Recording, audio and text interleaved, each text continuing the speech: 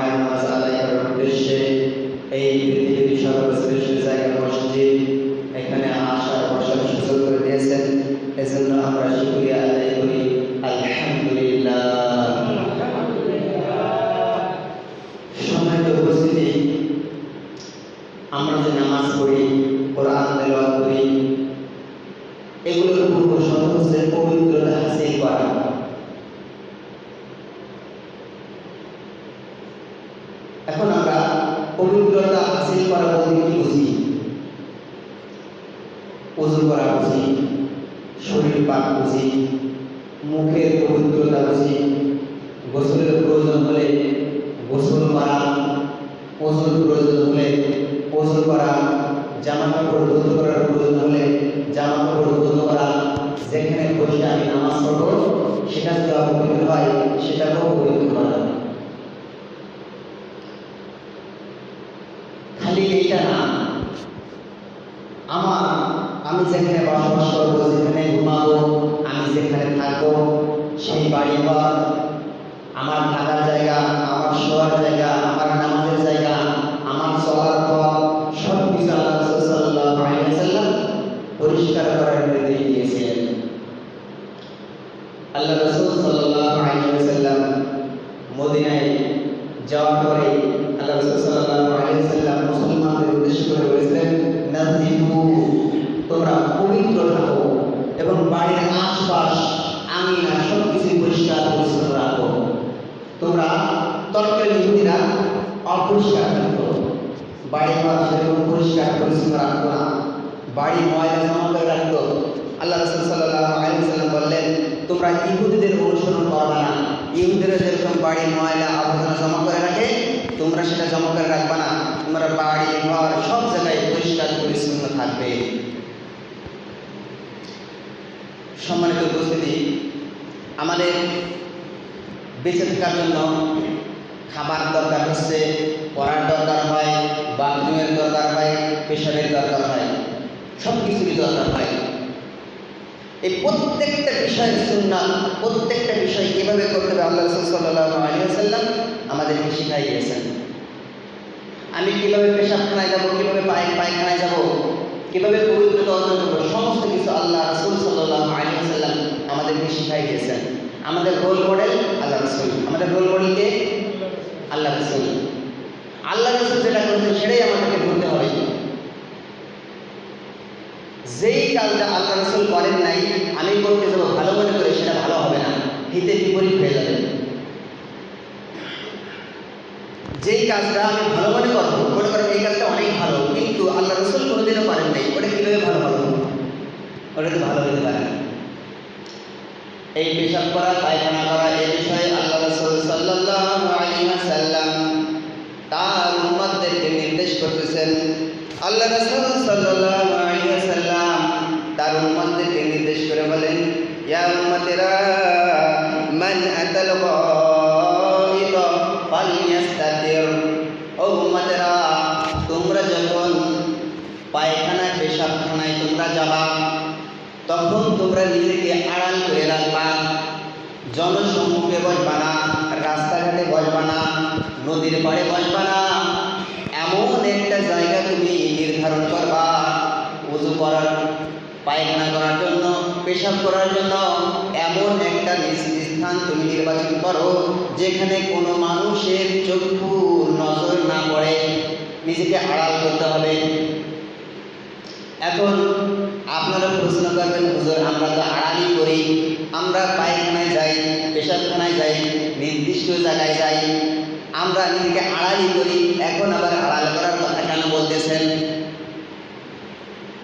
এখনো আমাদের সমাজের মানুষ বিভিন্ন জায়গায় রাস্তাঘাটে যেখানে সেখানে পেশাব করতে বসে যায়, নদীর ঘাটে যেখানে সেখানে বাচ্চাদেরকে বাথরুম করায়। বিবেক সম্পন্ন মানুষ রাস্তার পাশে পেশাব করে, নদীর ঘাটে পেশাব করে, বাড়ির আঙিনায় পেশাব করে, কোনো ভাস বিচার নাই।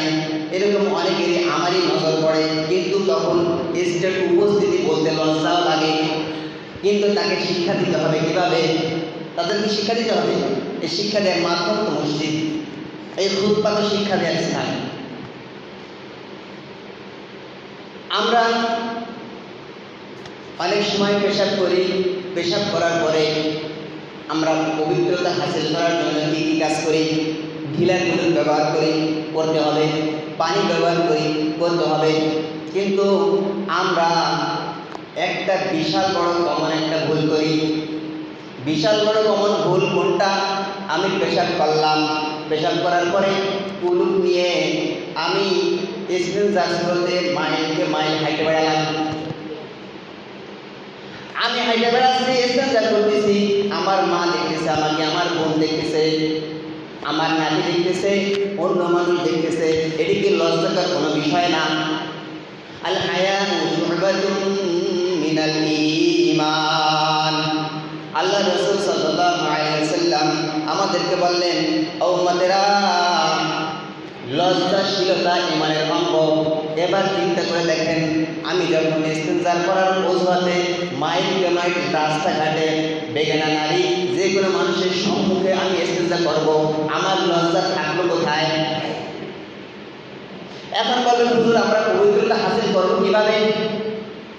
আমরা তো আল্লাহ রাসূল সাল্লাল্লাহু আলাইহি ওয়াসাল্লাম তো অন্য হাদিসে বললেন, আল্লাহ রাসূল সাল্লাল্লাহু আলাইহি ওয়াসাল্লাম এক দুই কবরের পাশে যাচ্ছেন।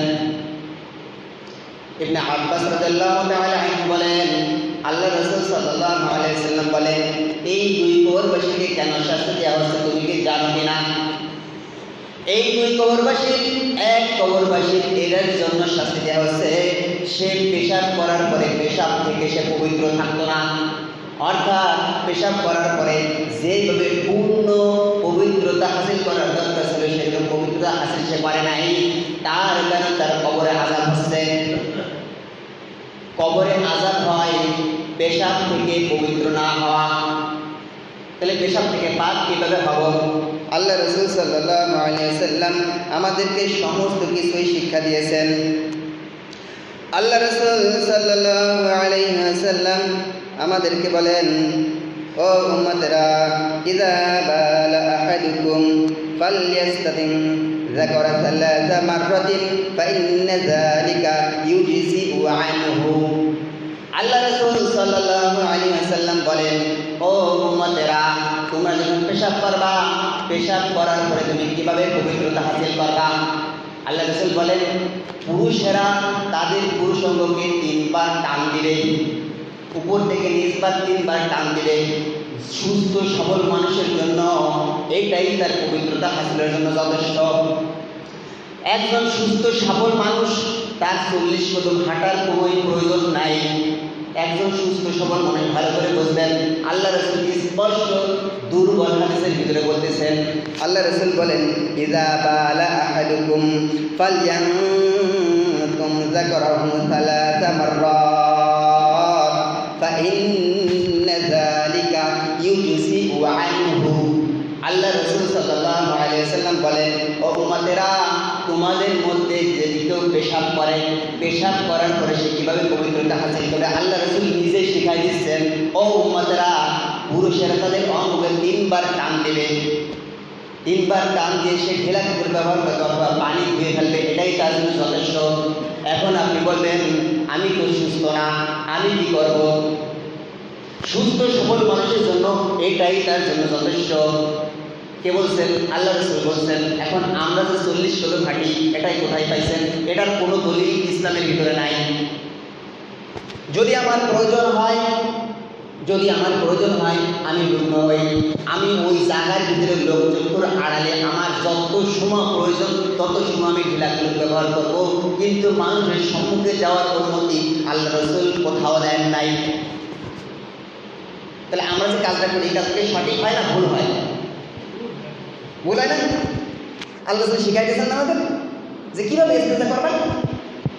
আসলে বিবেক খাটা। এই যে আমরা যে রাস্তাঘাটে হাঁটি লুঙ্গির তলে হাত দিয়ে, এটা ভাবতেও লজ্জা করি। আমি জীবনে কোনোদিন এই কাম করতে পারিনি, জীবনে কোনোদিন এই কাম করিনি। আমার লজ্জা, বিশাল লজ্জা লাগে। পরবর্তীতে আমি বহু চিন্তা গবেষণা হাদিস পড়ে এই হাদিসটাই পাইছি। এই যে আপনাদের পড়ে শোনালাম, এই হাদিসটাই পাইছি আল্লাহ রাসূল কীভাবে পবিত্রতা হাসিল করা শিখাইছেন আমাদেরকে। যদি আপনার প্রয়োজন হয় আপনি করবেন, কিন্তু আড়াই থেকে। সুস্থ সবল মানুষের জন্য এটাই যথেষ্ট। আল্লাহ রাসূল আবার করতেছে, আপনাদের শোনাই, আবার বলি, ইযা বালা আহাদুকুম ফালয়ানতুম যাকারাহু সালাসা মাররাত।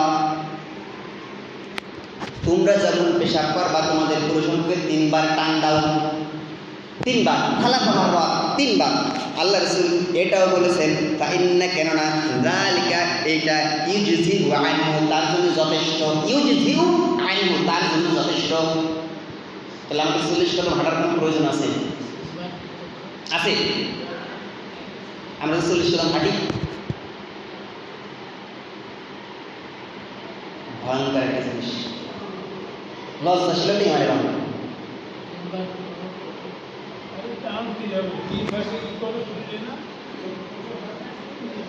যদি এইটাও কারণ প্রয়োজন না হয়, মনে হয় আমি পবিত্রতা হাসিল করতে পারলাম না, আপনি 40 কদম আপনি 100 কদম হাঁটেন, মানুষের সামনে দিয়ে হাঁটতে পারবেন না। মূল কথা আপনার পবিত্রতা অর্জন করতে হবে। আল্লাহ রাসূল বলেন এটা যথেষ্ট হবে, এটার পরে পানি দিয়ে ফেলেন আপনার জন্য যথেষ্ট হবে। যদি আপনি মনে করেন না আমার জন্য হচ্ছে না, আমি দাঁড়াইলেও আমার 2-1টা পড়ে যেতে পারে, ছন্দ থেকে যায়, তখন আপনি হাঁটেন 40 কদম, কিন্তু রাস্তাঘাটে হাঁটবেন না, ওই জায়গায় ঘোরাঘুরি করেন, জায়গাটার ভিতরে ঘোরাঘুরি করেন। আমি তাই করি, জায়গার ভিতরে ঘোরাঘুরি করি। আমি পরীক্ষা করছি যে এই যে 3 বার টান দিলে হয়, আমার জন্য হয়ে যাবে। কিন্তু আপনার জন্য যদি না হয়, আপনাকে পবিত্র অর্জন করতেই হবে, না হলে আপনি আপনার যে কোনো পন্থা আপনি অবলম্বন করবেন পবিত্র হাসিল হওয়ার জন্য। কিন্তু পবিত্রতা হাসিল হওয়ার জন্য যদি আপনি রাস্তাঘাটে হাইটে বেড়ান মা বোনের সামনে, তাহলে তো এটা লজ্জাশীলতা থাকলো না, ইমানের অঙ্গ থাকলো না। আল্লাহ রাসূল সাল্লাল্লাহু আলাইহি ওয়াসাল্লাম আমাদেরকে বলেন, পেশাব পায়খানার আদব সম্পর্কে বলেন, ইত্তাকুল মালাইনুত তালাতা। আল্লাহ রাসূল সাল্লাল্লাহু আলাইহি ওয়াসাল্লাম আমাদেরকে বলেন, উম্মতেরা 3টা অভিশপ্ত জায়গা, তোমরা 3টা অভিশপ্ত জায়গা আছে, সেখানে তোমরা পায়খানা পেশাব করতে বসবা না। সাহাবায়ে কেরাম আল্লাহ রাসূলকে বলেন, কিলা মাল মালাইনু ইয়া রাসূলুল্লাহ।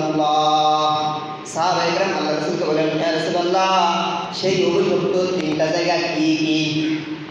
আল্লাহ রাসূল সাল্লাল্লাহু আলাইহি ওয়াসাল্লাম বলেন, আইয়াকুদ আহাদুকুম ফি যিল্লিন ইয়াস্তাযিল্লু ফীহি।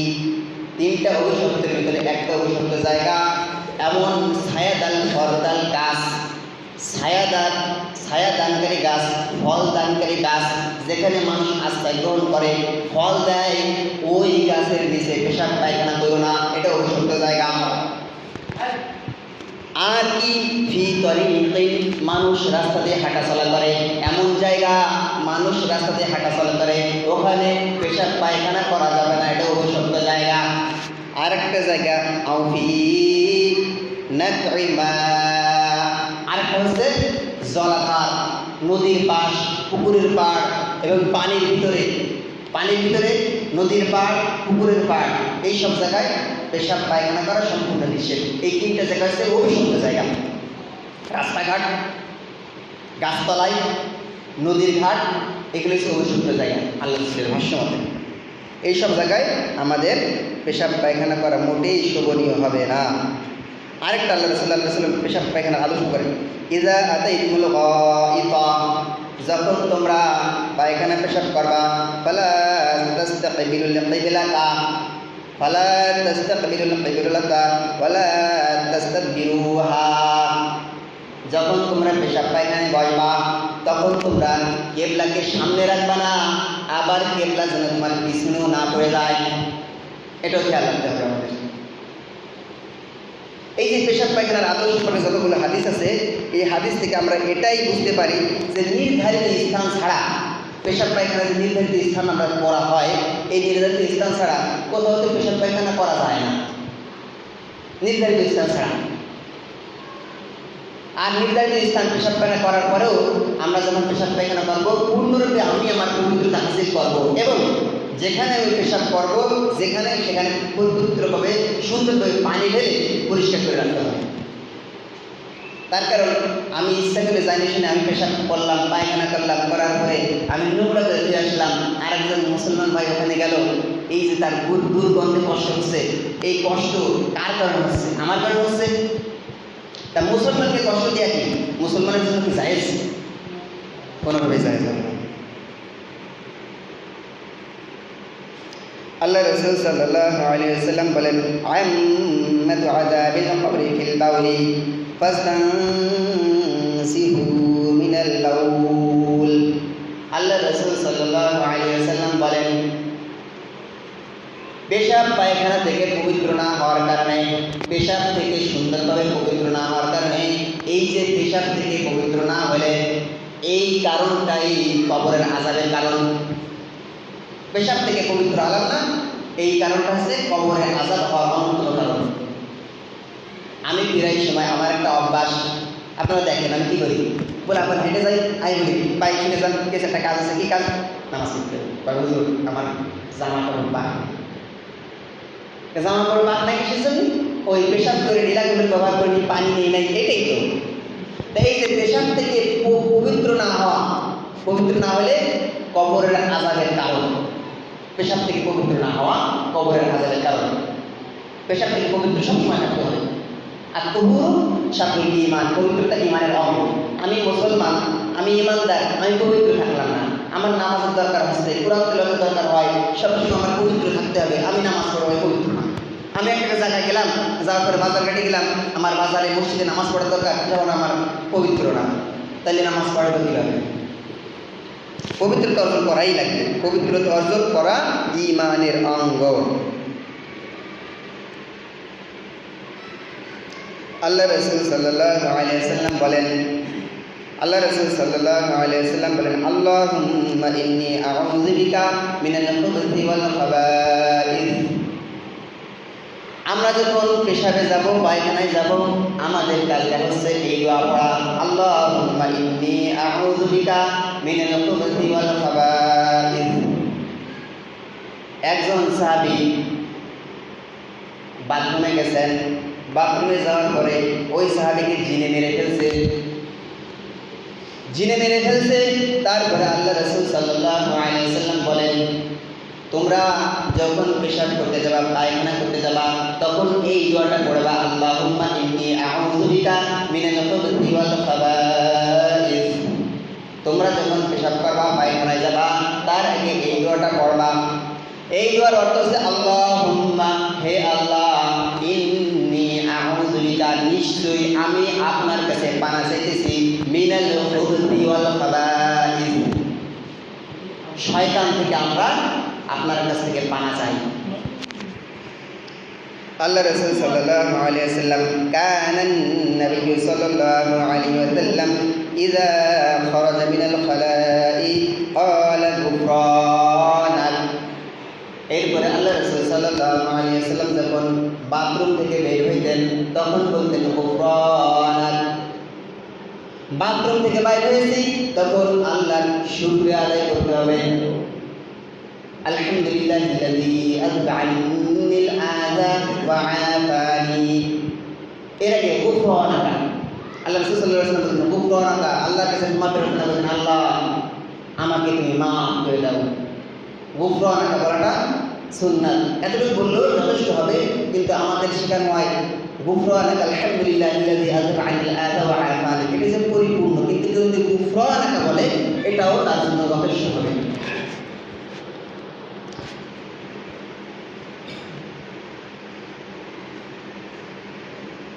كان رسول الله صلى الله عليه وسلم إذا دخل المرفق لبس حذاءه وغطى رأسه।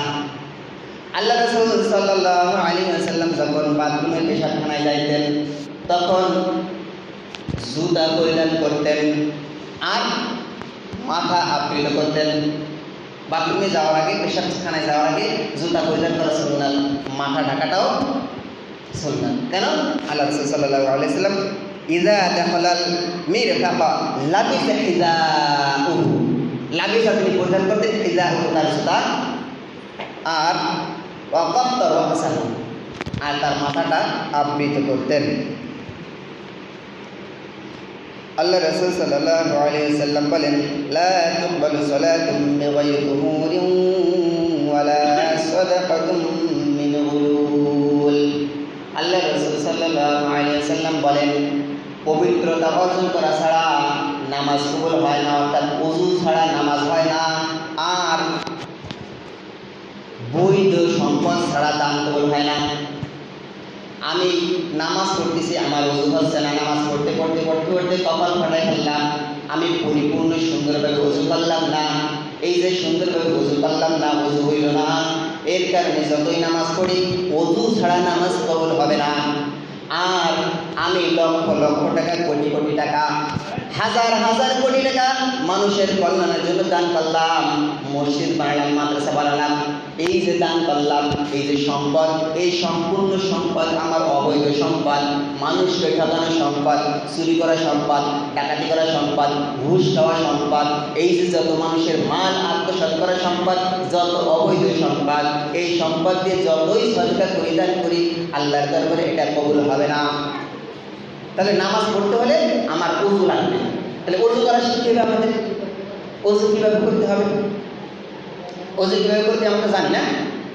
ওযু করার খরচ 4টা, এগুলো তো জানি, এগুলো ভালো করে করতে হবে। আল্লাহ রাসূল সাল্লাল্লাহু আলাইহি ওয়াসাল্লাম, এক ব্যক্তি তার একজন সাহাবী ওযু করছেন, গোড়ালি ধৌত করেন নাই, তিনি ওযু সম্পর্কে জানেন না, নতুন ইসলাম গ্রহণ করছেন, অনেকে সব কিছু জানেন। আল্লাহ রাসূল সাল্লাল্লাহু আলাইহি ওয়াসাল্লাম তাকে বলেন, তুমি যে গোড়ালি ধৌত করো না, ওযু করার জন্য গোড়ালি ধৌত করো না, যেই অঙ্গ ধৌত করবা না ওই অঙ্গটাই জাহান্নামের আগুনে পড়বে, ওই অঙ্গটাই জাহান্নামের আগুনে পড়বে। ওযু করতে হলে আমাদের সুন্দরভাবে করতে হবে।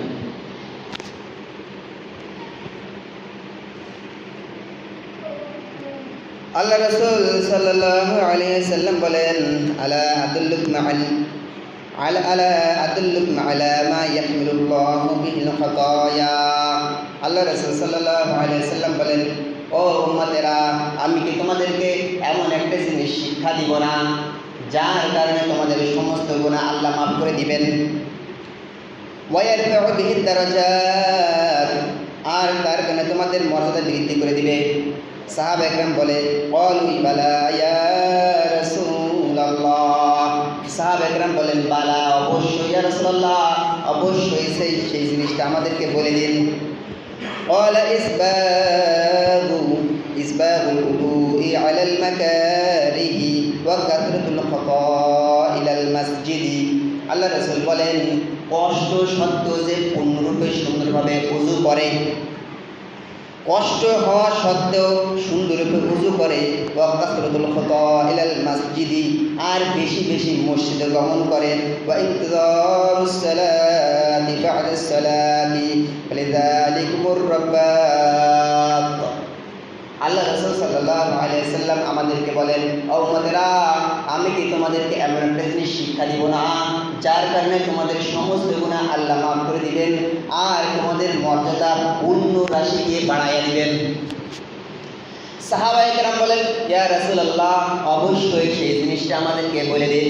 আল্লাহ রাসূল বলেন, ও উম্মতেরা, তোমরা সুন্দরভাবে পরিপূর্ণরূপে ওযু করবা, যতই কষ্ট হোক না হোক, যতই কষ্ট হোক তোমরা সুন্দরভাবে ওযু করবা, আর মসজিদে বেশি বেশি গমন করবা, বেশি বেশি মসজিদে গমন করবা, আর সুন্দরভাবে ওযু করবা, আর এক সালাত থেকে আরেক সালাত পর্যন্ত অপেক্ষা করা তোমাদের জন্য সমস্ত গুনাহ মাফের উপকরণ হবে, আর তোমাদের মর্যাদা আল্লাহ সুবহানাহু ওয়া তাআলা বাড়ায় দিবেন।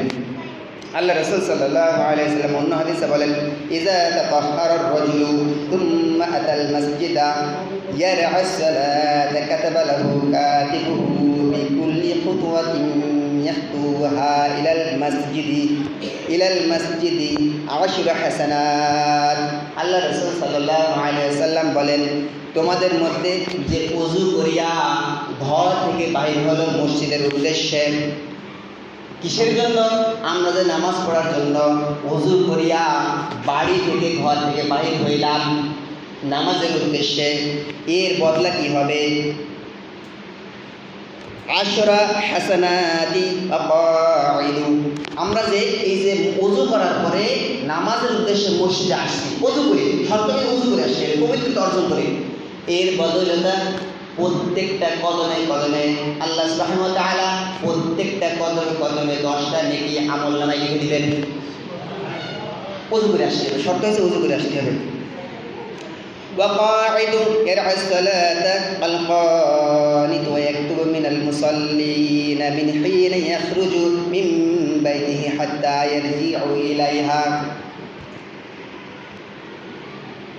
আল্লাহ রাসূল সাল্লাল্লাহু আলাইহি ওয়াসাল্লাম বলেন, যে ব্যক্তি ওযু করিয়া ঘর থেকে বাইর হলো নামাজের উদ্দেশ্যে এবং নামাজের জন্য অপেক্ষা করবে যতক্ষণ পর্যন্ত, এই যে নামাজের জন্য আমরা আসছি ওযু করিয়া প্রত্যেকটা কদমে কদমে আল্লাহ সুবহানাহু ওয়া তাআলা 10টা নেকি লিখে দিয়েছেন। আর এই যে আমরা নামাজের জন্য অপেক্ষা করতেছি মসজিদে নামাজের জন্য, যত সময় নামাজের জন্য আমরা অপেক্ষা করতেছি প্রত্যেকটা সময় আল্লাহ সুবহানাহু ওয়া তাআলা আমার আমলনামায় নামাজের সওয়াব লিখে দিবেন। কিন্তু আমাদের ওযু করে আসতে হবে। আল্লাহ রাসূল সাল্লাল্লাহু আলাইহি ওয়াসাল্লাম এই যে পূর্ণরূপে পবিত্রতা হাসিল হওয়া, গোসল করা, ওযু করা, এটার জন্য আল্লাহ সুবহানাহু ওয়া তাআলা কোরআনে বলেন না, ইন্নাল মুবাযযিরিনা কানু ইখওয়ানাশ শাইতান, নিশ্চয়ই অপচয়কারী শয়তানের ভাই। এই যে আমরা ওযু করব, গোসল করব, এর জন্য যে আমরা পবিত্রতার নামে, ওযু করার নামে পানির অঢেল ব্যবহার করব, অঢেল অপচয় করব, এটা আল্লাহ রাসূল সাল্লাল্লাহু আলাইহি ওয়াসাল্লাম কোনোদিনও করেন নাই। আল্লাহ রাসূল সাল্লাল্লাহু আলাইহি ওয়াসাল্লাম আনাস ইবনে মালিক রাদিয়াল্লাহু তাআলা আনহু বলেন, কানান নবী সাল্লাল্লাহু আলাইহি ওয়াসাল্লাম ইয়াতাদাওয়াউ বিল মুদ্দি ওয়া ইয়াগতাসিলু বিস-সা'i ইলা 5 আমদাদ। আল্লাহ রাসূল সাল্লাল্লাহু আলাইহি ওয়াসাল্লাম তিনি ওযু করতেন, তার অভ্যাস কি ছিল? 1 লিটার পানি ওযু করতেন, আর গোসল করতেন 4 থেকে 5 লিটার পানি দ্বারা। এবার আমরা ওযু করার নামে ওযুখানে কত পানি অপচয় করি, কোনোভাবেই এটা বৈধ হবে না পানি অপচয় করা। স্বয়ং আল্লাহ রাসূল তার থেকে বেশি পবিত্রতা আমরা অর্জন করতে পারবো না। তিনি অধিকাংশ সময় ওযু করতেন 1 লিটার পানি দিয়ে, আর গোসল করতেন 4 থেকে 5 লিটার পানি দিয়ে। এখন আমি যদি না পারি, আমার পরিপূর্ণ ওযু করতেই হবে, যতদূর না হলে হয় না ততদূর দিয়ে আমার ওযু করতে হবে, আমার 1 লিটার দিয়েই আমার ওযু করতে হবে, বাধ্যবাধকতা না। কিন্তু আল্লাহ রাসূল 1 লিটার পানি দিয়ে ওযু করতেন, তিনি পারতেন। আমি যদি না পারি, আমার যতদূর প্রয়োজন ততটুকুই করব, একটুও অতিরিক্ত করব না। অতিরিক্ত করলেই আমার অপচয় করা হয়ে যাবে। অপচয় করা শয়তানের ভাই। আমাদেরকে আল্লাহ সুবহানাহু ওয়া তাআলা পূর্ণরূপে পবিত্রতা হাসিল করে আমাদেরকে সুন্দরভাবে ওযু করার, নামাজ পড়ার তৌফিক দান করুন। আমা তাওফীকি ইল্লা বিল্লাহ। যারা সুন্নাত পড়েন নাই